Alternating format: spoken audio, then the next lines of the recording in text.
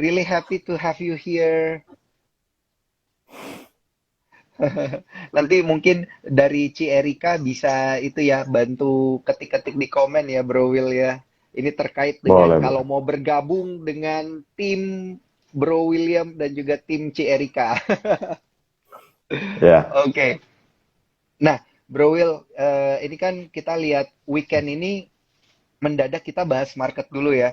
Mm. Weekend ini kan eh pas penutupan tadi itu tiba-tiba marketnya dari hijau ditarik ke zona merah gitu, ditarik ke bawah. Mm. Nah, ini sebenarnya kalau kita lihat signifikan nggak sih? Karena kalau kita lihat dari sisi nilai transaksi juga sepertinya tidak cukup besar ya dibanding dengan hari-hari kemarin ya, kurang lebih ada 13 triliun gitu. Ini mendadak turunnya ini apakah hanya apa sih istilahnya kita ini dikecohkan atau gimana nih sebenarnya nih pandangannya bro?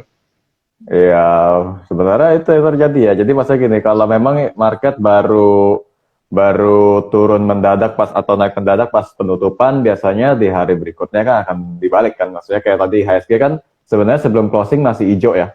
Nah, begitu Betul. closing tiba-tiba ngedrop merah gitu ya. Biasanya kayak gitu hari Senin nanti akan mengalami penguatan kayak jadi ada apa ya namanya dulu ya, intraday gap Oh. gitu. Jadi ada gap di chart intraday itu biasanya akan ditutup kembali gitu. Dan kalau nilai transaksinya Hmm. kecil nggak usah khawatir, berarti ya kita bisa asumsi banyak lah kalau soal kenapa tuh gitu. Dan kita kan tahu bahwa saham-saham yang sekarang jadi penggerak indeks kan banyak ya, yang Ya. tiba-tiba misalnya kita nggak ada yang tahu, misalnya tiba-tiba ada yang profit taking karena saham-saham yang index mover dan turun gitu kan, kita tinggal lihat dari nilai transaksi aja. Kalau misalnya nggak terlalu rame, nggak jadi masalah sebenarnya. Kayak hari ini biarpun turun, gua ukurnya sih biasa aja ya, karena gini, IHSG-nya kalau kita lihat-lihat tuh sebenarnya kan cuman masih ngetes area support juga ya di 6170-an. Kalau nggak salah itu ada gap di Mm-mm. tanggal 9 Juni ya. Jadi Iya ya betul. kalaupun hari ini turun, menurut gua sih turunnya wajar sih gitu. Hmm. Kayak mau dibilang profit taking bisa, mau dibilang apapun nggak masalah. Yang penting kita lihat dari nilai transaksi nggak signifikan pada saat turun. Berarti itu koreksi yang sehat gitu. Koreksi wajar lah ya, karena kan banyak yang bilang IHSG ini kok rally terus sih, katanya 7.200 itu resisten gitu kan. Ini akhirnya Hmm. penutupan diturunin nih ke 7175. Kalau Bro Will ngelihatnya bener nggak sih kita resistennya sekarang di 72 gitu, atau sebenarnya bisa lebih tinggi lagi? Memungkinkan untuk lebih tinggi, bro. Memungkinkan Oh, untuk lebih tinggi. justru memungkinkan untuk lebih tinggi. Ya. Mm-mm. Ini karena ini atas dorongan domestic flow atau gimana nih sebenarnya bisa lebih tinggi, atau secara teknikal memang kita kan kemarin memang tertinggi itu di 7.300-an gitu ya. Apakah kita Mm-mm. akan ke sana gitu? Memungkinkan ya sampai akhir tahun untuk kembali ke situ. Kenapa gue bilang Oh, begitu? oke. Aha. Berkaca dari sejarah aja, maksudnya kayak sentimen Fed rate dan inflasi di Amerika gitu-gitu ya, itu Iya. paling banker cuman 2 sampai 4 bulan dan ini udah selesai gitu loh. Jadi kalau mengukur time frame-nya udah selesai. Jadi Ah, ya gue pribadi menganalisa bahwa pada waktu bulan Juni dan Juli IHSG udah bottoming. Ya sesuai topik kita sih, cuman bedanya kali ini market udah mm-mm. naik gitu ya. Sesuai Iya. udah bottoming dan bulan Juli kelar di 6.500. Sekarang naik ya buat gue wajar karena efek dari sentimen yang udah mulai reda juga. Baik itu secara sejarahnya Ah. di market maupun sentimen. Kita kan tahu inflasi US juga udah mulai mendingan kan, udah nggak setinggi kemarin. Jadi ya itu menyelesaikan sentimen yang dikhawatirkan gitu. Mantap, mantap, mantap. Wah, ini pas banget ini ada Bro Michael Yo join IG live kita. Halo malam Bro Michael. Nanti kita IG live lagi ya. Oke, Bro Will, ini Hmm. kan kita lihat tadi juga Bro Will sempat bahas nih, ada gap di 6750-an ya kalau nggak salah ini ya. Nah, market habis ini coba deh saya coba juga Tujuh. tarik-tarik 67 ya, di level 67-an gitu ya. Ini saya coba tarik-tarik garis nih ya, kalau nggak salah Oke. dari 6742 ke Hmm. 6779 lah ya, kurang lebih nih, tarik-tarik garis sedikit. Ada nggak sih kemungkinan sebelum akhir tahun kita bakal menutup gap itu gitu? Ini serem juga nih soalnya nih kalau beneran. Kalau kita lihat dari sentimen mestinya sih enggak. Ya walau enggak sama Kirtan ini mestinya sih enggak. Tapi kalaupun iya dan cuma nutup gap ya nggak apa-apa sih. Iya, iya, iya. Saatnya kita Ya serok gitu ya. iya, kalau emang cuma mau nutup gap serok aja nggak apa-apa. Ya memang Iya, gue kan iya. juga nggak mungkin tahu nih, maksudnya akhir tahun ada alasan untuk turun atau enggak ya nggak tahu. Cuma kalau Mm-mm. misalnya kita buat strategi skenario jeleknya aja bahwa gap itu akan tertutup nanti misalnya di sisa berapa 4 bulan lagi gitu ya, tiba-tiba akan Mm-mm. ketutup.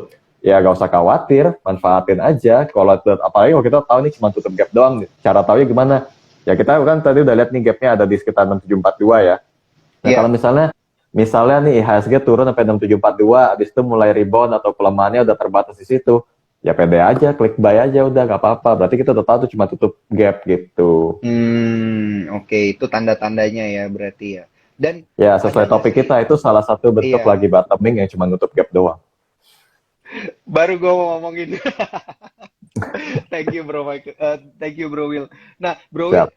kalau kita lihat dari sisi tema kita kan kita mau bahas koleksi saham di fase bottoming gitu. Boleh nggak nih diceritain dulu ke cuan troopers kita fase bottoming itu apa sih? Soalnya kalau nggak salah gue ada ngelihat tuh di Instagramnya WH Project kan gue pantau Ya. juga kan. Ada diajarin Mm-mm. tentang fase bottoming. Nah boleh nggak nih diceritain dulu?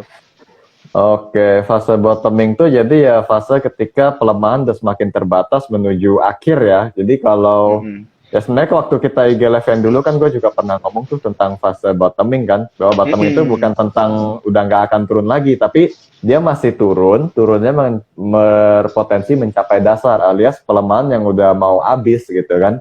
Dan itu Mm-mm. biasanya akan mulai terbentuk support ya, support. Mm-mm. Jadi kalau misalnya chart lagi turun-turun terus misalnya mulai mendatar, itu udah mulai sideways gitu ya setelah penurunan ya itu berarti udah fase bottoming. Nah, sepanjang waktu berjalan biasanya pattern-pattern bullish sudah terbentuk. Kalau kita lihat dari HSG kita, itu kan ada contoh juga menariknya waktu bulan Juli kan IHSG Mm-mm. kita double bottom. Nah, itu juga salah satu bentuk fase bottoming. Jadi kalau udah bottoming tuh pattern-pattern bullish mulai muncul dan yang pasti sudah ada satu level support yang nggak bisa ditembus. Artinya memang pelemahan dan nggak akan lebih rendah daripada itu. Nah, kalau misalnya Hmm. untuk menambah keyakinan lah istilahnya gitu ya. Kalau lihat chart gitu doang, candlestick kan mungkin kurang mendukung. Nah, kita bisa Iya. pakai indikator-indikator. Misalnya kalau yang gua suka sih biasa pakai MACD gitu. Hmm. MACD yang diukur apanya, bukan garisnya. Kalau MACD kita tahu MACD kan ada 2 garis dan 1 histogram. Ya, Iya. biasanya orang pakainya kan golden cross gitu ya. Kalau golden cross baru beli. Kalau gua terbalik, gua histogramnya. Kenapa? Mm-mm. Histogram itu kan sebenarnya cuma selisih dari kedua garis di MACD. Daripada lu Mm-mm. nunggu garis yang bersilangan, lihat aja selisihnya dulu. Histogramnya udah naik nih, terus memang chartnya udah sideways, itu udah indikasi bottoming. Gitu, itu cara yang gampang kalau lihat dari chart untuk indikasi bottoming. Oh, oke, oke, oke. Nah, Oke, oke, oke, oke. Ini kita mhm. coba sambil belajar ya, Bro Will Oke, ya. Ini kan oke, kalau saya pakainya otomatis ya, pakai aplikasi spot dari Sukor nih. Saya udah masukin nih MACD yang ini kan ya. ya betul. Ya, nah histogramnya itu maksudnya ini ya, kedua garis ini atau yang ininya nih? Itu yang bar hijau merahnya. Oh, gitu Itu kalau cara secara ngelihatnya. perhitungannya, histogram itu Heeh. cuma selisih antar kedua garis. Nah, kalau kita tunggu garisnya Oh, bersilangan, kadang histogram tuh kasih sinyal duluan, memendek duluan sebelum golden cross dan dead cross itu. Jadi kalau gue pribadi kadang ngeliat dari oh, histogramnya, tapi gue bilang oke ya gue pribadi karena di luar sana bilang iya, sebenarnya kita harus menunggu konfirmasi. Gue bisa ngerti iya, bahwa dalam aturan kita confirm dulu baru action kan. Cuma kadang gue iya. percaya gini aja deh kalau secara statistik kan kita udah tahu bahwa MACD histogram Heeh. itu kan sebenarnya cuma selisih antar garis. Nggak ada salahnya kita Mm-mm. mengartikan histogramnya duluan sebelum sebelum terjadi golden cross gitu kan daripada Iya. dapat sinyal yang telat atau keburu naik kan kita juga pada orang-orang tertentu kan berpikir bahwa kalau udah golden cross harga udah naik Mm-mm.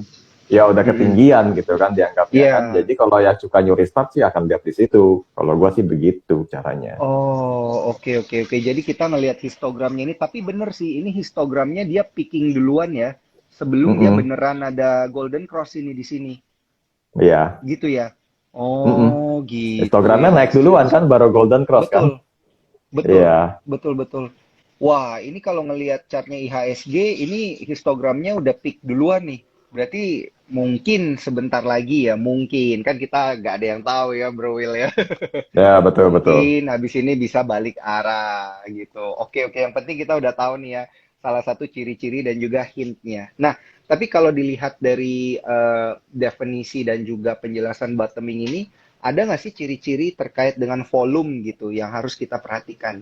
Kayak volumenya makin lama kok kayaknya makin turun, makin turun, makin turun gitu. Itu artinya dia mau bottom gitu. Ya, itu termasuk juga. Jadi kalau volume Mm-mm. semakin menurun di saat harga saham juga makin turun, berarti kan yang buang barang istilahnya udah makin habis dong. Gitu kan, udah Mm-mm. yang punya saham untuk buang di bawah atau cut loss atau apapun gitu ya. Pokoknya yang menekan harga ke bawah udah makin habis. Jadi kalau volume semakin tipis ya itu salah satu indikasi bottoming juga. Walaupun memang kalau Hmm. menurut gua akurasinya kecil ya, karena begini loh, ada yang jual pasti ada yang beli dong, gitu Iya, kan. betul. Nah, pada saat ada penjualan di bawah berarti ada yang beli di bawah. Kalau ada yang beli di bawah itu melihat masih akan turun aja, cut loss lagi kan volume naik lagi ya. Memang sih salah satunya volume bisa jadi indikator. Cuman Iya. untuk validitasnya sih nggak tinggi kalau menurut gua sih gitu ya. Wah, Iya, ya mau iya, iya. dipakai boleh-boleh aja. Cuma gua kasih tahu kekurangannya. Bahwa bukan nggak mungkin suatu ketika kelihatan harga semakin turun, yang udah beli di bawah mau ikutan cut loss lagi, volume naik lagi. Ya itu gua kasih tahu plus minusnya gitu. Oke, oke, oke, oke, menarik. Menarik, ternyata begitu ya. Nah, kemudian untuk melihat bottom ini selain pakai MACD, bisa nggak sih kita pakai Bollinger Band atau stokastik? Kan stokastik RSI itu kayak ada jenuh jual, jenuh beli. Nah, apakah itu Ya, mengindikasikan bahwa ya mungkin dia ini udah bottoming gitu atau gimana gitu? pernah gua coba, ya dibilang work sih iya, cuman karena stokastik selalu perubahan sinyalnya lebih cepat dari MACD, Heeh. kadang-kadang kita merasa kayak false gitu sinyalnya. Kayak udah baru Oh. aja golden cross gitu ya, belum naik. Kan katanya gue bilang salah satu ciri-cirinya adalah kan ini ya sideways gitu ya. Terus misalnya bentuk Mm-mm. pattern-pattern yang bullish, katakanlah double bottom gitu. Double bottom kan sebenarnya juga sideways yang belum tembus gitu resistennya. Iya. Nah, kalau pakai stokastik kita bisa dapat pas golden cross-nya, tapi tahu-tahu pas di dekat-dekat resisten, mestinya harus tembus, tapi stokastik udah kasih dead cross duluan, kita kan jual kecepatan. Ini pengalaman ya, gue Iya. pernah coba. Jadi stokastik tuh Mm-mm. kadang kasih sinyalnya terlalu cepat, kita jadi merasa itu kayak false, kayak sinyalnya false. Kalau MACD lebih lebih lebih oke lah kalau menurut gue lebih menegaskan trennya akan terbentuk. Gitu ya kalau pengalaman gue sih. Oh, Ya bukannya nggak bisa, oke. cuma maksudnya kalau stokastik Iya. terlalu cepat sinyal balik arahnya. Dan Oh, oke, Bollinger oke, Band oke, oke. itu, Bollinger Band kalau Mm-mm. kita pakai saat candlestick ada di band bawah sih boleh-boleh aja. Cuman Bollinger Band itu sendiri sebenarnya bukan mengindikasikan jenuh beli atau jenuh jual. Cuman Mm-mm. secara relatif harga saham itu udah rendah banget atau enggak. Dan Bollinger Band ada minusnya juga. Semakin volatile kan dia makin lebar kan jaraknya kan antar band kan. Iya, nih, contohnya kayak gini nih. Ya, ya Lebar kalau ya, kayak gitu, lebar. nah kita mau tentuin support resistannya kan susah. Belum lagi Bingung tengah-tengahnya aku. MA20. Betul. Jadi Iya, bener. bukannya jadi bukannya gue mengunggulkan MACD, tapi kalau bicara pengalaman, gue melihat MACD lebih bagus. Tapi kalau teman-teman yang lain mau coba dan cocok, silakan. Gitu. Oh, oke, oke, oke, oke. Wah, ini saya udah tambah-tambahin banyak banget ini nih, Bro Will nih, indikator nih. Hmm? Mabok loh, banyak-banyak Kayaknya loh. semakin banyak indikator, semakin bisa melihat pasar gitu ya. Salah nih kayaknya nih. Nih. Udah digabungin semua. Pusing loh garisnya kebanyakan kok. Pusing. Iya, makanya ini pusing garisnya kebanyakan. Oke, jadi sebaiknya kita kan udah dapet nih tips-tips menarik nih dari Bro Will. Kita pakai Hmm, MACD gitu ya, dan cara bacanya seperti apa. Habis itu kalau terlalu banyak indikator juga tidak apa ya, tidak berarti kita bisa memproyeksikan dengan lebih baik ya. Jadi tergantung sebenarnya ya. Karena kan banyak yang betul. bilang kalau kita mau proyeksi bottom itu banyak yang bilang ya nggak ada yang tahu sih sebenarnya bottomnya sampai di mana gitu. Tapi minimal kita bisa memproyeksikan gitu ya, Bro Will ya. Hmm. Oke, nah kalau kita lihat nih terkait dengan tema kita kan koleksi saham di fase bottoming, tapi IHSG-nya lagi naik. Ya gue juga bingung nih, Ada kenapa nggak sih? kalian Iya. ngajakin topik bottoming saat marketnya peaking gitu loh. Tapi ya ikut aja sih, nggak Iya. apa-apa, persiapan kan. One day kan Iya, market turun betul. juga gitu kan. Betul. Nah, atau adakah nih saham-saham yang udah masuk fase bottoming? Karena kalau gue sendiri pribadi ngelihat, sepertinya Hmm, banyak nih ketika market kita picking kayak gini, banyak yang ternyata balik arah gitu. Kasih banyak. contoh dikit ya, kasih contoh dikit ya. Gue sih tadi ngelihatnya tuh SCMA sih bro. Oke. Bener nggak sih udah bottoming atau sebenarnya SCMA ini masih tinggi nih? Termasuk sih udah bottoming juga SMA. Udah ciri-cirinya udah kena lah ya. Mm-mm. Udah kelihatan ada Udah indikasi ya. bottoming di SMA. Aces juga udah bottoming juga. Heeh. Oh, nih. Kalau SCMA yang ini nih. Jadi kalau gua tuh sederhana banget, gue cuma ngelihat ini kok kayaknya dia mantul-mantul terus di sini gitu ya. Nanti mau coba pakai MACD nih buat ngelihat. Habis itu ngelihat Aces juga ya. Tadi Bro Will bilang Aces. Oke, Mm-mm. menarik nih. Tapi masih bisa koleksi nih. Kan soalnya kalau kita lihat ini kayaknya kok dia udah ada candle hijaunya lumayan tebel nih. Marubozu, White Ya, Marubozu. Marubozu betul. Karena gue Masih melihat bisa dia ya? secara support resistance side dia saat sideways di 760 belum lewat. Jadi asumsi atau estimasi gue lah ya, kita bisa bilang bahwa Mm-mm. masih ada potensi penguatan at least sampai 760 untuk mengkonfirmasi bottoming dia. Karena memang dia higher low terus kan. Hmm. Jadi ini udah kelihatan nih bottoming, at least 760 mestinya kena pikiran gue begitu, pengukuran gue lah gitu ya, kurang lebih di situ. Eh, Dan berarti volume ini dia nggak spike. Kalau volumenya terlalu nge-spike itu di markup doang sahamnya. Ini kan stabil banget. Ini sih udah cukup iya. meyakinkan untuk Aces ini. Oh, gitu ya. Jadi kalau Mm-mm. ngelihat volumenya itu ngelihat yang di bawah-bawah sini aja gitu ya. Ya, Walaupun dia White Marubozu, tapi ini yang tadi nih Bro Will bilang nih ya. Tuh, volumenya ya segitu-segitu aja gitu. Nah, ini kalau tiba-tiba dia spike naik dan candlenya hijau naik, itu berarti breakout gitu ya. ya. Oh, oke oke.